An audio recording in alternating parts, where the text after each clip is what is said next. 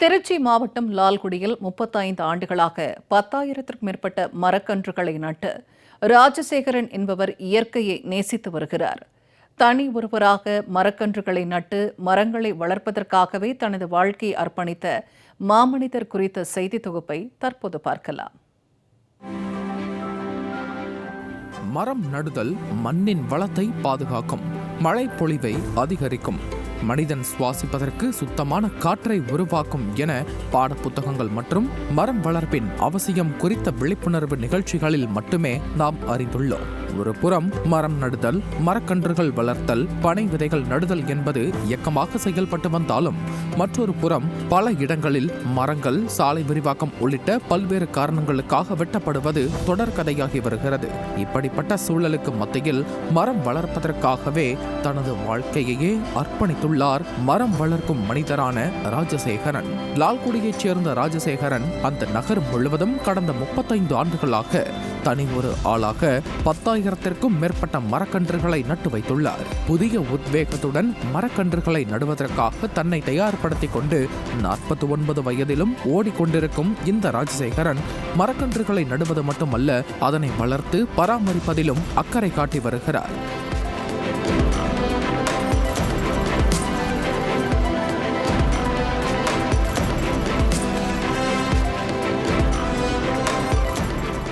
அவரது மனைவி அரசு மருத்துவமனையில் துப்புரவு பணியாளராக குறைந்த சம்பளத்தில் பணியாற்றி வருகிறார். அவருக்கு 2 மகன், 1 மகள் உள்ள நிலையில் மரக்கன்றுகளை நட்டு வளர்க்கவும் மரங்களுக்காக தன்னை அர்ப்பணித்த ராஜசேகரன் குடும்பத்தினருக்கு என எதுவும் செய்ய முடியவில்லையே என கலங்கி வருகிறார்.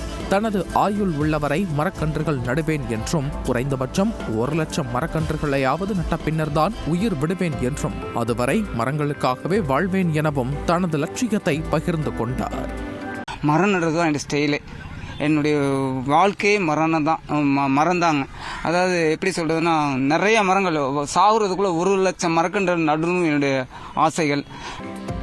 இடிந்து விழும் நிலையில் இருக்கும் வீட்டில் வசித்து வரும் ராஜசேகரன் தனது பிள்ளைகளுக்கு கல்லூரி முடியும் வரை யாரேனும் உதவி செய்தால் போதும் என்றும் அதன் பின்னர் அவர்களது வாழ்க்கையை அவர்கள் பார்த்துக் கொள்வார்கள் என்றும் கண்ணீர் மல்க கூறினார்.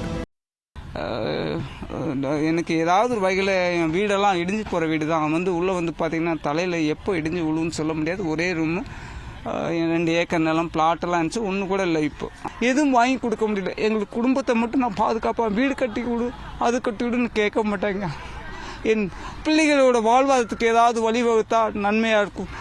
எப்போதும் மரங்கள் வளர்க்க வேண்டும் என சுற்றி கொண்டிருக்கும் தனது தந்தை தங்களுக்கு எதுவும் வாங்கி தருவது இல்லை என்றும் அவரும் நேரத்திற்கு சாப்பிடுவது இல்லை என்றும் ராஜசேகரின் மகள் பிரபாவதி வேதனையோடு கூறினார்.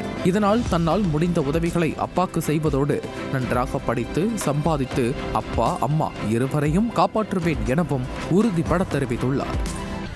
நல்லா படித்து நிறைய மார்க் எடுத்து 12th போயிட்டு காலேஜ் படிச்சுட்டு நல்ல வேலைக்கு போயிட்டு அப்பா அம்மாவுக்கு சம்பாரித்து காசு கொடுக்கணும், கையில் கொடுக்கணும், அவங்க பார்த்து சந்தோஷப்படணும். லால்குடி நகர் முழுவதும் மரக்கன்றுகளை நட்டது ராஜசேகரன் தான் என்றும் பல தொழிலதிபர்கள் இவர் வீட்டில் மரக்கன்றுகளை பதியம் போட்டு வளர்த்து அதன் மூலம் பணம் சம்பாதித்து விட்டு சென்று விட்டதாகவும் சமூக ஆர்வலர் ராஜவேல் குற்றம் சாட்டியுள்ளார். தன் வறுமையை கூட மனசில் தாங்கிக்கிட்டு இவ்வளோ சுமையும் சுமந்துக்கிட்டு அந்த தண்ணி குடத்தை சுமந்து ஒவ்வொரு செடிக்கும் உயிர் கொடுத்து வளர்த்து வருகிறாரு. இங்கே மட்டும் கிடையாது, லால்குடி வட்டம் ஃபுல்லாக இவர் வச்ச மரங்கள் நிறையா இருக்குது. அது வெளி உலகத்துக்கு இன்று வரை தெரிகிறது கிடையாது. ஒரு சில தொழில் அதிபர் லால்குடியில் இருக்காங்க.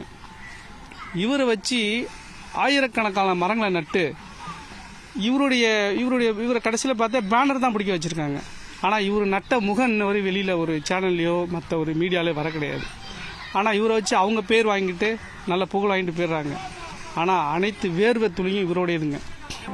மனிதர்களிடம் பேசும்போது கிடைக்காத மகிழ்ச்சி இந்த மரங்களை வளர்த்து அவற்றுடன் பேசும்போது கிடைப்பதாக ராஜசேகரன் கூறும் நிலையில் அவரது பிள்ளைகள் கல்வி கற்க போதிய உதவிகளை செய்திட முன்வந்தால் மட்டும் போதும்.